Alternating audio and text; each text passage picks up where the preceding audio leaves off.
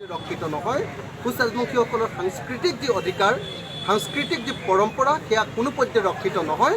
গতিকে অকণো দেৰি নকৰাকৈ অসমৰ ভূমিপুত্ৰ কোচ ৰাজবংশীসকলক জনজাতিকৰণ কৰিব লাগে, এই দাবী উত্থাপন কৰিবৰ কাৰণে আমি ইয়ালৈ আহি উপস্থিত হৈছোঁ। কোচ ৰাজবংশীসকলৰ জনজাতিকৰণৰ প্ৰশ্নটো কেৱল অখিল গগৈৰ প্ৰশ্ন নহয়, কোচ ৰাজবংশীসকলৰ কেৱল প্ৰশ্ন নহয়, এইটো কেৱল কৃষক মুক্তি সংগ্ৰাম সমিতিৰ প্ৰশ্ন নহয়। সমগ্ৰ অসমীয়া জাতিৰ যদি অধিকাৰ ৰক্ষা হ'ব লাগে, অসমৰ মাটিৰ ওপৰত যদি অসমীয়া মানুহৰ অধিকাৰ ৰক্ষা হ'ব লাগে, অসমৰ মাটিত যদি অসমৰ মানুহৰ ৰাজনৈতিক অধিকাৰ ৰক্ষা হ'ব লাগে, তেতিয়াহ'লে অসমৰ কোচ ৰাজবংশীসকলক জনজাতিকৰণ কৰিবই লাগিব।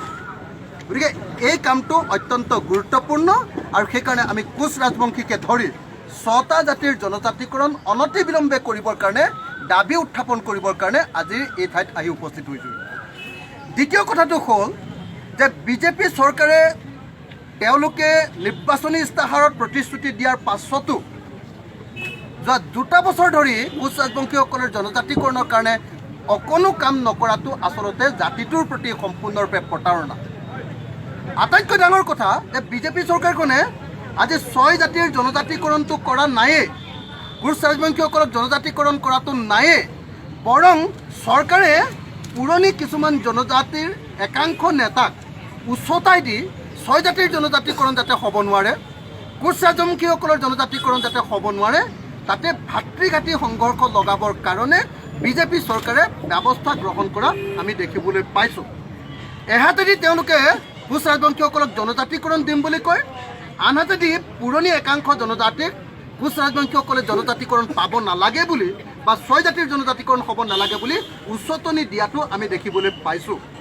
সেইকাৰণে আমি ভাবোঁ যে অনতিবিলম্বে বিজেপি চৰকাৰৰ যি প্ৰতিশ্ৰুতি আছিলে, বিজেপি দলৰ যি প্ৰতিশ্ৰুতি আছিলে, লোকসভাৰ নিৰ্বাচনত যি প্ৰতিশ্ৰুতি আছিলে, 2016 চনৰ ৰাজ্যসভাৰ নিৰ্বাচনৰ যি প্ৰতিশ্ৰুতি আছিলে যে কোচ ৰাজবংশীসকলক জনজাতিকৰণ কৰা হ'ব, সেই প্ৰতিশ্ৰুতি ৰক্ষা হ'ব লাগে। আৰু যদি সেই প্ৰতিশ্ৰুতি ৰক্ষা নহয়, তেতিয়াহ'লে কেৱল কোচ ৰাজবংশীসকল নহয়, সমগ্ৰ অসমীয়া জাতিয়ে ঐক্যবদ্ধভাৱে কোচ ৰাজবংশী আৰু অন্য 6টা জনজাতিৰ জনজাতিকৰণ কৰিবৰ কাৰণে দাবী জনাব লাগে। আমি এইকাৰণে কোচ ৰাজবংশীৰ জনজাতিকৰণৰ দাবীক সমৰ্থন কৰিছোঁ যে যদি কোচ ৰাজবংশীসকলৰ জনজাতিকৰণ হৈ যায়, অসমত জনজাতিৰ সংখ্যা যদি বৃদ্ধি পায়, তেতিয়াহ'লে অসমত অসমীয়া মানুহৰ ৰাজনৈতিক অধিকাৰ সুৰক্ষিত হ'ব। অসমৰ এছেম্বলি ছিটবিলাক, অসমৰ বিধানসভা, অসমৰ লোকসভা, অসমৰ পঞ্চায়তৰ ছিটবিলাক, যিমানবিলাক ছিট আছে এইবিলাক অসমৰ থলুৱা ভূমিপুত্ৰৰ কাৰণে সংৰক্ষিত হৈ যাব। 1 নম্বৰ কথা।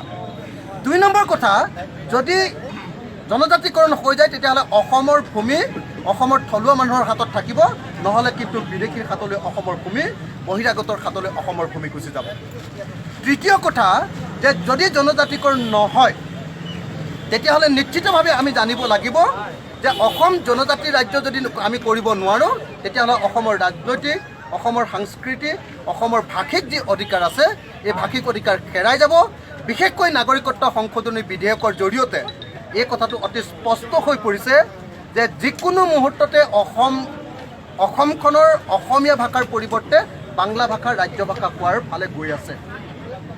যিকোনো মুহূৰ্ততে অসম হয়তো অসমৰ ৰাজ্য ভাষা অসমীয়া হোৱাৰ পৰা বিতাড়িত হ'বলগীয়া হ'ব পাৰে।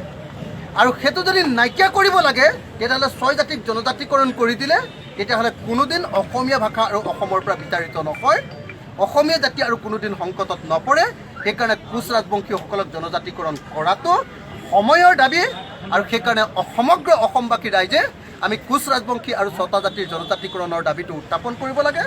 মই ভাবোঁ অসমীয়া মাত্ৰেই আচলতে 6 জনজাতিকৰণৰ দাবীটো উত্থাপন কৰিব লাগে। এইটো কেৱল কোচ ৰাজবংশীসকলৰ দাবী নহয়, এইটো অসমীয়া জাতিৰ দাবী।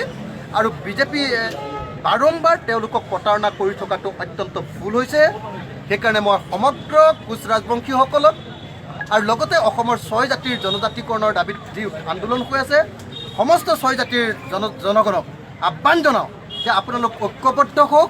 এতিয়া আটাইতকৈ ভাল খবৰ হৈছে যে আক্ৰাছু ইতিমধ্যে একলগ হৈছে, গতিকে আমাৰ কাৰণে একেলগতে কাম কৰাটো বৰ সুবিধাজনক হৈ পৰিছে। কোচ ৰাজবংশী মহিলা সমিতি আছে, কোচ ৰাজবংশীৰ সন্মিলন আছে, যিমানবিলাক সংগঠন আছে তেওঁলোক ঐক্যবদ্ধ হ'ব লাগে। আমি কৃষক মুক্তি সংগ্ৰাম সমিতি তেখেতসকলৰ লগত থাকিম। এইবাৰৰ পৰা আমি কথা দিছোঁ যে কোচ ৰাজবংশী সংগঠনে যেতিয়া আন্দোলন কৰিব বিশেষভাৱে গুৱাহাটীত যেতিয়াই আন্দোলন কৰিব যদি কোচ ৰাজবংশী ছাত্ৰ সন্থাই তালৈ যদি 20,000 মানুহ নিয়ে আমি কৃষক মুক্তিও 10,000 মানুহ লৈ তাত উপস্থিত হ'ম কাৰণ কোচ ৰাজবংশীৰ প্ৰশ্নটো কেৱল কোচ ৰাজবংশীৰ প্ৰশ্ন নহয় এইটো অসমীয়া জাতিৰ প্ৰশ্ন আৰু অসমীয়া জাতিৰ যদি অস্তিত্ব ৰক্ষা কৰিব লাগে তেতিয়াহ'লে আমি কোচ ৰাজবংশীসকলক জনজাতিকৰণ কৰিবই লাগিব। Thank U.